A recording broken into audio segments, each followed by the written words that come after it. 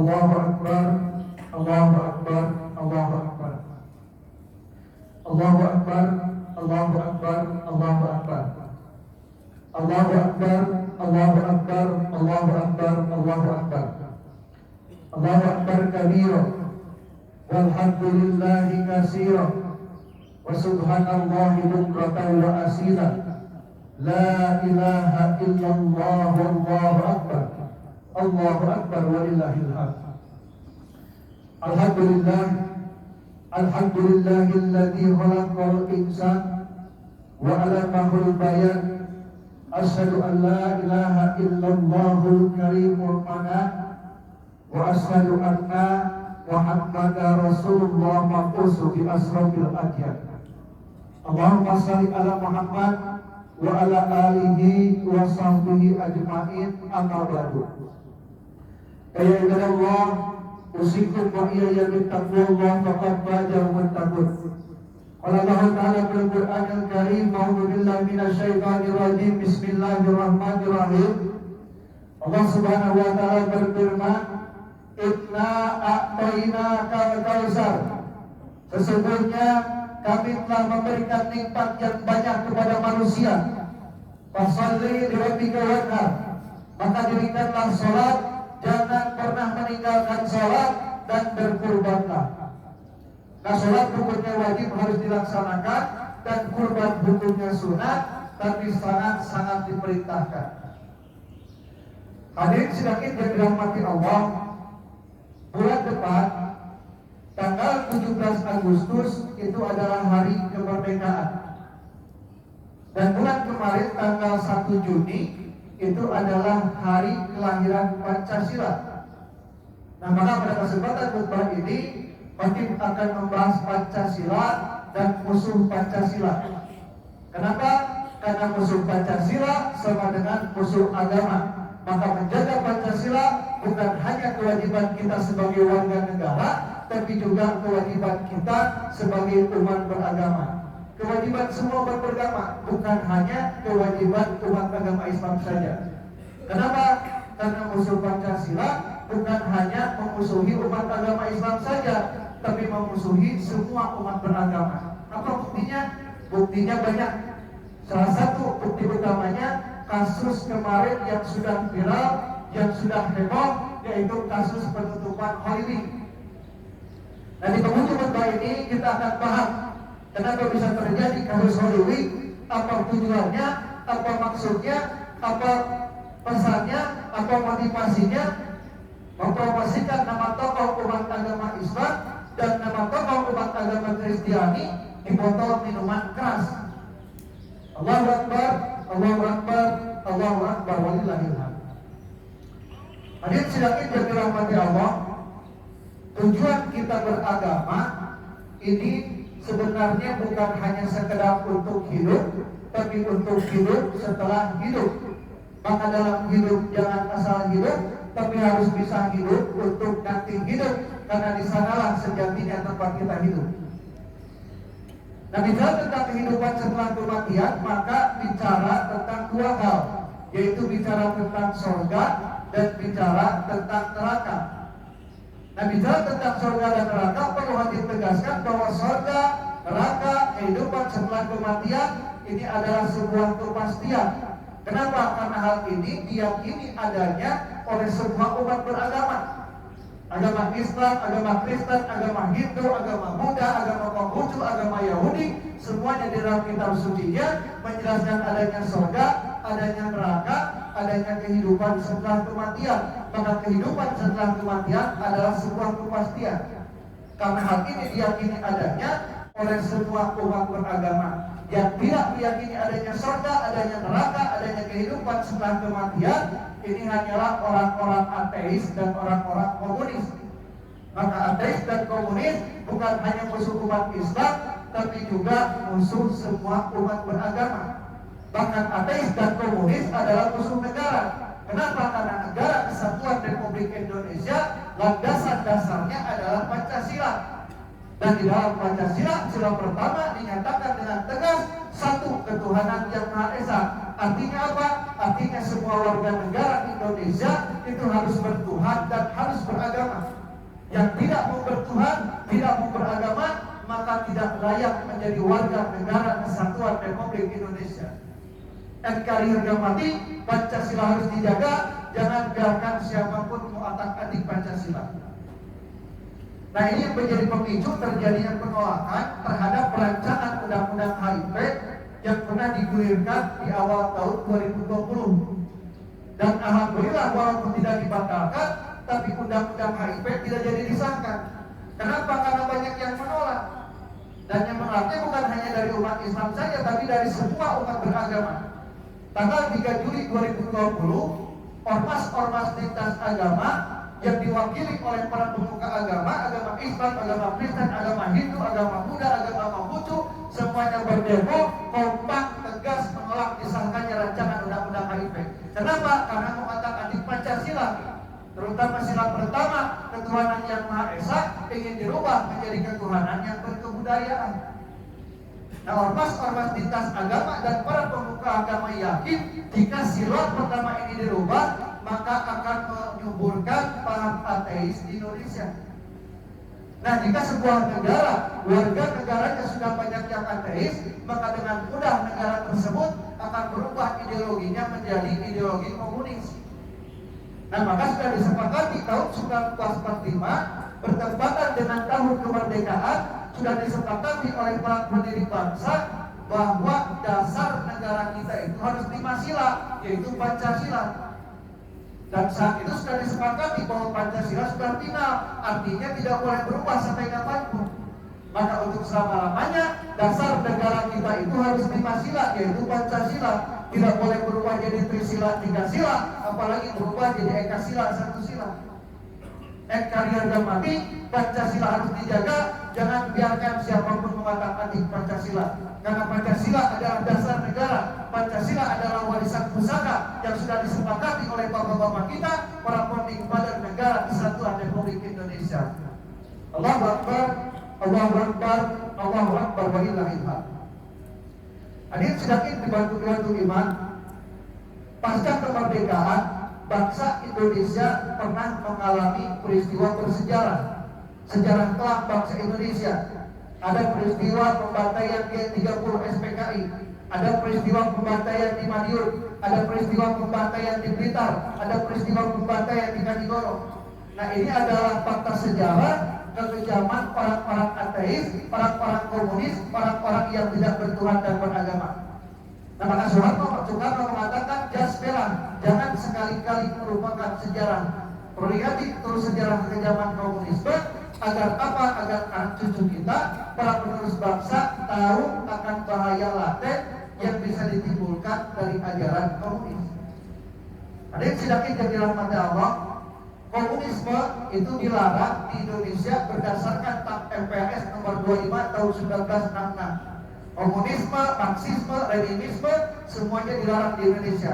Kenapa? Karena semuanya mengajarkan ajaran ateis. Nah, kenapa ateis dalam Indonesia? Sebab Indonesia adalah negara beragama. Berdasarkan apa? Berdasarkan Pancasila, sila pertama, ketuhanan yang Maha Esa. Nah, pertanyaannya, kenapa Indonesia ini ditetapkan sebagai negara beragama oleh para tokoh pendiri bangsa? Jawabannya, karena peran pendidikan agama itu sangat penting, baik bagi warga negara maupun bagi para penyelenggara negara dalam menjalankan seni-seni kehidupan berbangsa dan bernegara. Tanpa agama manusia bisa berbuat semau-maunya. Tanpa agama manusia tidak akan mengenal yang namanya dosa, tidak akan mengenal yang namanya pahala, tidak akan mengenal yang namanya halal dan haram. Kenapa? Karena dosa, pahala, halal dan haram ini adalah konsep ajaran agama. Jadi ini murni produk ajaran agama. Nah, ini yang jadi bahaya dari ajaran ateis. Bisa membuat seseorang yang tadinya agamis sekalipun bisa berubah menjadi tidak mengenal dosa, tidak mengenal pahala, tidak mengenal halal dan haram. Nah, orang yang sudah terpapar ajaran ateis itu tidak akan takut berbuat dosa. Kenapa? Karena tidak akan percaya akan adanya hukuman setelah kematian. tidak akan percaya adanya surga, tidak akan percaya adanya neraka. Surga dan neraka hanya akan dianggap sebuah ajaran dongeng. Kenapa? Karena tidak terlihat, sehingga dianggap tidak logis, tidak realistis, tidak masuk akal. Nah, ini bahayanya ketika sebuah masyarakat sudah kita takut dengan yang namanya dosa, maka akan terjadi kemaksiatan di mana-mana. Perselingkuhan, perjudian, mabuk-mabukan, korupsi, manipulasi, gratifikasi, pencurian, mabuk-mabukan. Sudah mabuk-mabukan, maka kejahatan lain pun akan meningkat. Pencurian, perampokan, perampasan, pemerkosaan, pembunuhan bisa terjadi di mana-mana. Nah, maka peran pendidikan agama ini sangat penting. Saking pentingnya sampai-sampai di negara lain, orang warga negara yang ketahuan ateis itu dihukum, Pak. Dan hukumannya bukan hukuman ringan, hukumannya sangat berat. Hukumannya itu adalah hukuman mati. Ada 13 negara yang menetapkan hukuman mati bagi warga negaranya yang ketahuan ateis. Salah satunya adalah negara Malaysia. Nah, di negara Malaysia dihukum mati. Nah, di kita orang ateis tidak dihukum. Yang dihukum itu adalah yang menyebarkan ajaran ateis. Nah, itu dihukum, dan hukumannya itu sangat ringan. Ancaman terberatnya hanya 7 tahun penjara. Nah, karena menyebarkan ajaran ateis itu pidana, maka orang-orang ateis, orang-orang filsafat di Indonesia itu tidak pernah berani jujur, tidak mengakui bahwa ajarannya itu adalah ajaran ateis. Nah, padahal itu adalah ajaran ateis. Nah, ini sudah kita tidak yang dirahmati Allah. Jadi filsafat, ajaran komunis, ajaran ateis, marxisme, leninisme ini adalah ajaran materialistis. Ajarannya sangat logis, sangat realistis, sangat rasional, sangat masuk akal. Nah, sehingga jika kita mempelajarinya atau menyimak ajarannya atau membaca buku-bukunya hanya menggunakan logika akal semata, maka akal manapun, akal siapapun, termasuk akal hati pribadi, pasti akan membenarkan ajarannya. Dan bahayanya sebaliknya, akal kita pun akhirnya akan meragukan, bahkan menyalahkan ajaran agama, ajaran kitab suci. Nah, masalahnya ketika logika akal kita, pikiran kita tidak percaya dengan kandungan isi kitab suci, jangankan satu surat, jangankan satu kitab, satu ayat saja kita tidak percaya, meragukan isi kandungan kitab suci, maka hukumnya murtad. Nah, pertanyaannya kenapa bisa murtad?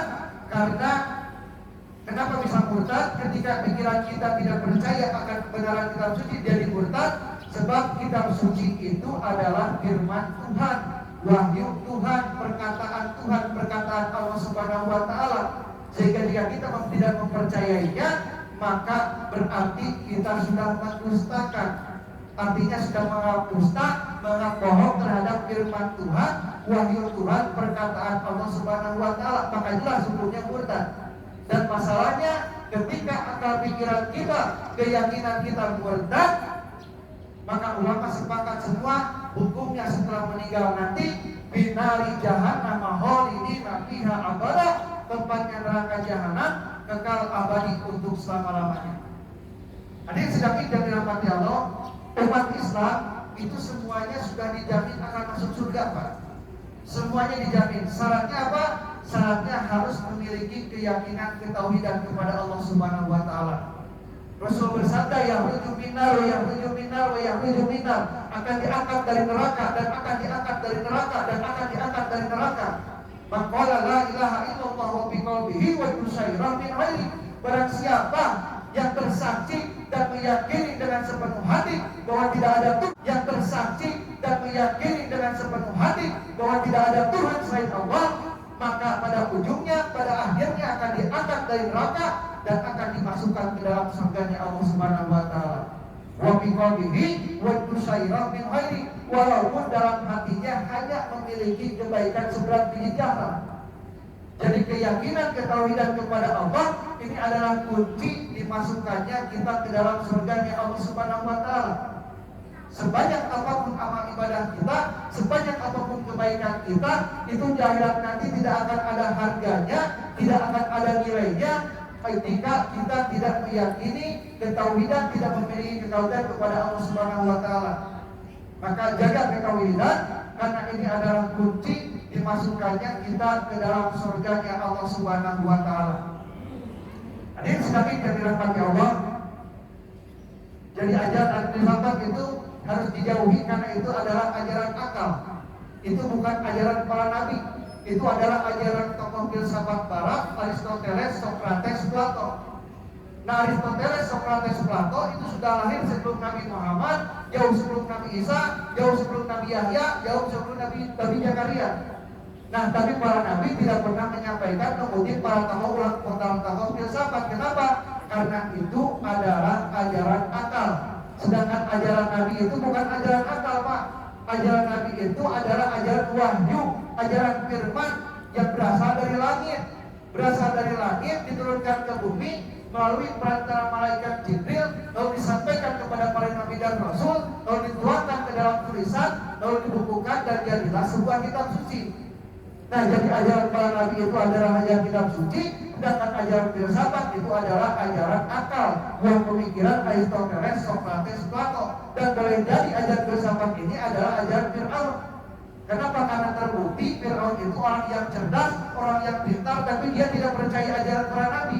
Kenapa? Karena para nabi menyampaikan ajaran bahwa menyampaikan adanya surga, adanya neraka, adanya Tuhan yang semuanya tidak terlihat. Surga tidak terlihat, neraka tidak terlihat, Tuhan tidak terlihat, sehingga dianggap tidak realistis.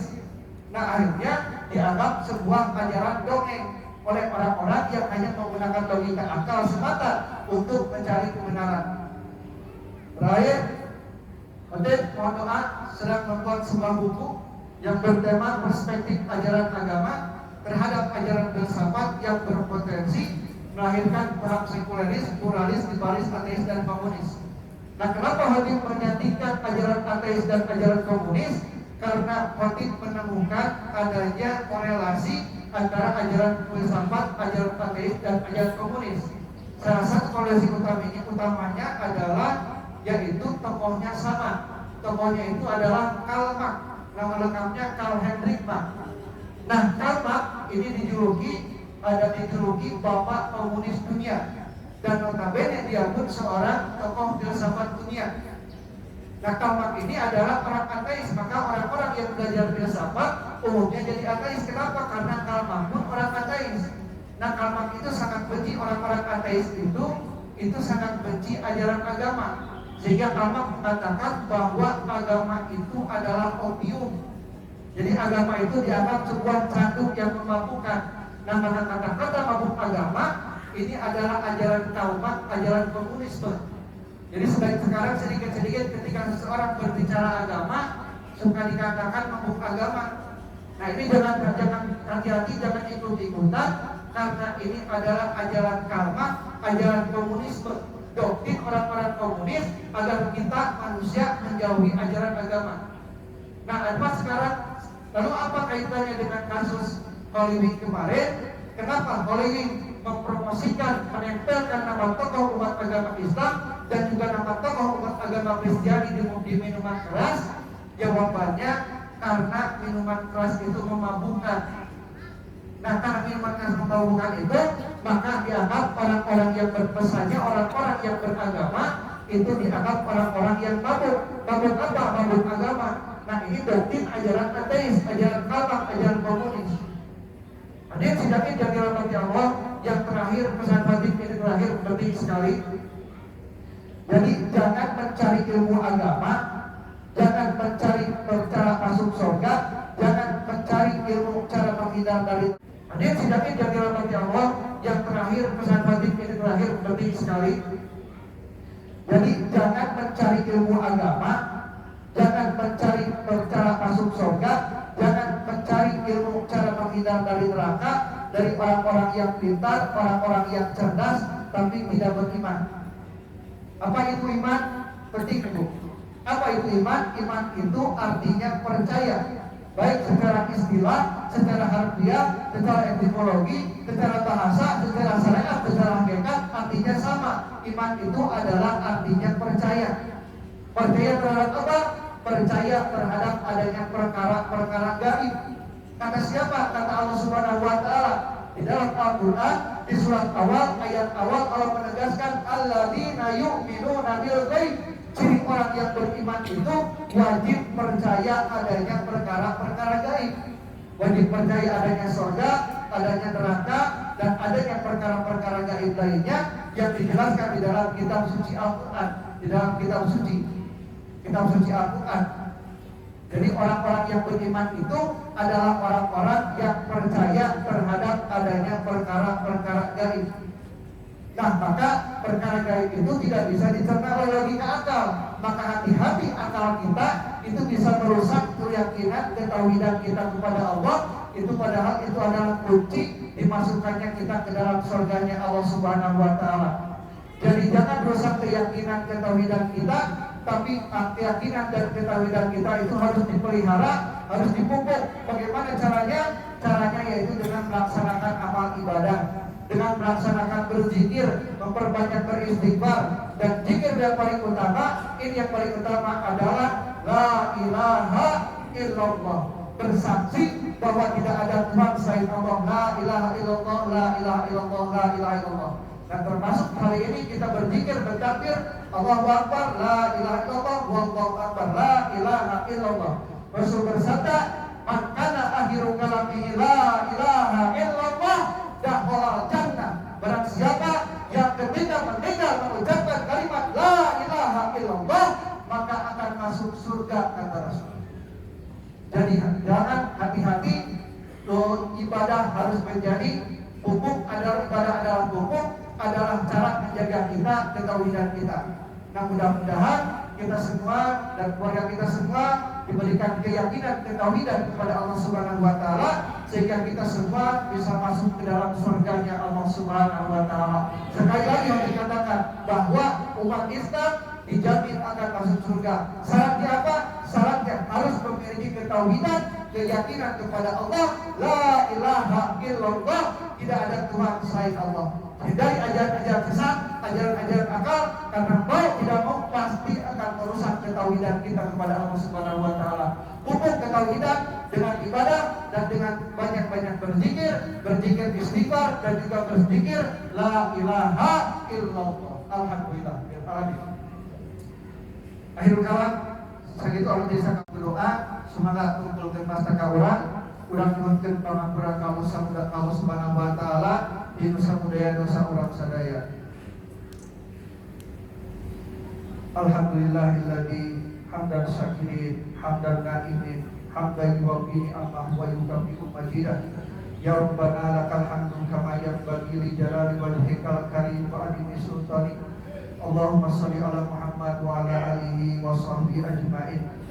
Ya Allah, ya Rahman, ya Rahim, Saliran Pangeran Abdi Sadaya Maha Kawasa karena segala rupa perkara bakal tiba kajik Abdi Sadaya. Isim Abdi Sadaya adalah pangampura inu samudaya dosa tukarasa pembekarasa. Rumaos dalam lampah Abdi Sadaya wajah dan doraka kasaliran. Oge sedang lampah Abdi Sadaya wajah dan doraka ka ibu rama ka keluarga kata tangga abalaya serta ka manusia sanes. Begitu ya Allah, tiluhur sausap pelangkun dihadap sausap kapal Abdi Sadaya ada pangapura di dosa budaya dosa Abdi Sadaya. Lungsurkan rahmat pangapura salira kata Abdi Sadaya. Tampakkan rahmat kanya salira kalau ibu rahmat Abdi Sadaya. Baikkan rahmat kanya salira kalau murah kali Abdi Sadaya, kalau wagi Abdi Sadaya, tetahi Abdi Sadaya. Ya Allah, pengubahkan dosa Abdi Sadaya. Kabuktan tuas na lautan pangampura salira, langkung luas libatkan luas na sabuna. Pagintang tuas ageng na kanya salira kamaluna, langkung luas langkung ageng libatan jagat raya ketuntasina. Begitu nanti kanya Abdi Sadaya Gusti simbol jiwaraga Abdi Sadaya Gusti patluas aziz salira. Bunyian lahir batin Abdi Sadaya kurahmat makfirah serta ampunan salira. Dikanya Abdi Sadaya Gusti pepaliran Abdi Sadaya kesehatan, pepaliran Abdi Sadaya kelancaran tina segala duka gagal urusan ya Allah. Ya Allah, dikanya Abdi Sadaya Gusti pepaliran Abdi Sadaya kurang Abdi Sadaya sawarga kelancaran salira ya Allah. Lebetin Abdi Sadaya karena sawarga salira ya Allah. Abdi Sadaya bahagia pemikiran nandangan para masih dan neraka. Pepaliran Abdi kesehatan, keselamatan dunia wal akhirat. Rabbana zalamna anfusana wa illam taghfir lana wa tarhamna lanakunanna minal khasirin. Allahumma innaka afuwwun tuhibbul afwa fa'fu anna ya karim. Rabbana zalamna anfusana wa illam taghfir lana wa tarhamna lanakunanna minal khasirin. Allahumma ighfir li wa liwalidayya warhamhuma kama rabbayani shaghira. Rabbana hab lana min azwajina wa dhurriyyatina qurrata a'yun waj'alna lil muttaqina imama. Rabbi hab li minas shalihin. Rabbi awzi'ni an ashkura ni'mataka allati an'amta alayya wa ala walidayya wa an a'mala shalihan tardahu wa adkhilni bi rahmatika fi ibadika sholihin. Rabbana atina fid dunya hasanah wa fil akhirati hasanah wa qina adzabannar. Subhana rabbika rabbil izzati amma yasifun wa salamun alal mursalin walhamdulillahi rabbil alamin. Assalamualaikum warahmatullahi wabarakatuh.